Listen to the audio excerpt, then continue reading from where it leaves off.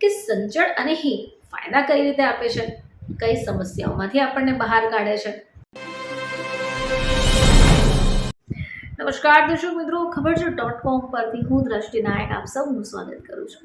દર્શક મિત્રો, આપણા ઘરની રસોડાની અંદર રહેલા મસાલા એ ઔષધીય મસાલાઓ છે એમ પણ કહી શકાય, કારણ કે આ મસાલાનો જો યોગ્ય રીતે તમે ઉપયોગ જાણી જોશો તો આ મસાલાઓ પણ કોઈ ઔષધિથી કમ નથી.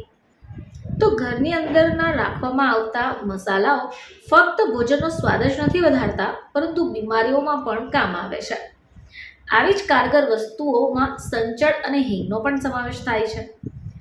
આમ તો આ બંને વસ્તુ ભોજનનો સ્વાદ વધારવા માટે જાણીતી છે, પરંતુ સંચળ અને હિંગનું એકસાથે સેવન કરીએ તો પેટ સંબંધિત સમસ્યાઓ દૂર થઈ શકે છે.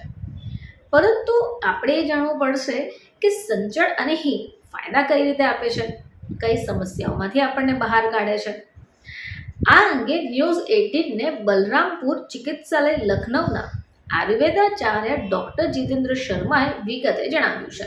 તો ડૉક્ટર જીતેન્દ્ર શર્મા કહે છે કે સંચળ અને હિંગ પેટ સંબંધિત સમસ્યાઓને દૂર કરે છે. હિંગ અને સંચળમાં રહેલા ગુણ તમારી હેલ્થને પણ સુધારશે અને એકસાથે ખાવાથી પાચન સંબંધિત સમસ્યાઓ દૂર થશે. આ સિવાય બેચેનીમાંથી પણ રાહત આપે છે. સંચળ અને હિંગ એક શાનદાર ઓપ્શન બની શકે. આ વસ્તુનું સેવન કરવાથી પાચન ક્રિયા વધે છે. ઉલટી અને ઉબકાની સમસ્યા હોય તો એમાંથી પણ રાહત મળે છે. આ સિવાય બ્લોટિંગની તો એક્સપર્ટ્સના મતે હિંગ અને સંચળ એકસાથે ખાવાથી બ્લોટિંગની સમસ્યાને ઓછી કરી શકાય.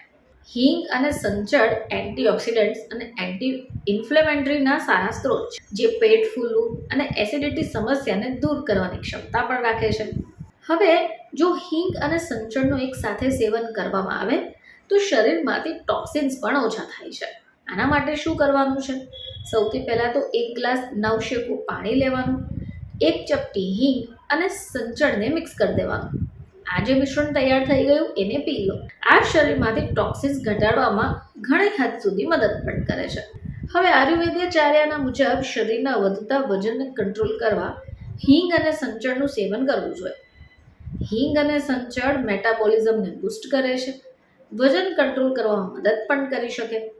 તો દર્શક મિત્રો, રસોડાની અંદર રહેલા આ હિંગ અને સંચળનું મિશ્રણ તમારા શરીરને ફાયદાકારક બની શકે. તો ફરીથી તમારી સમક્ષ હાજર થઈશું. ત્યાં સુધી જોતા રહેજો ખબર છે .com.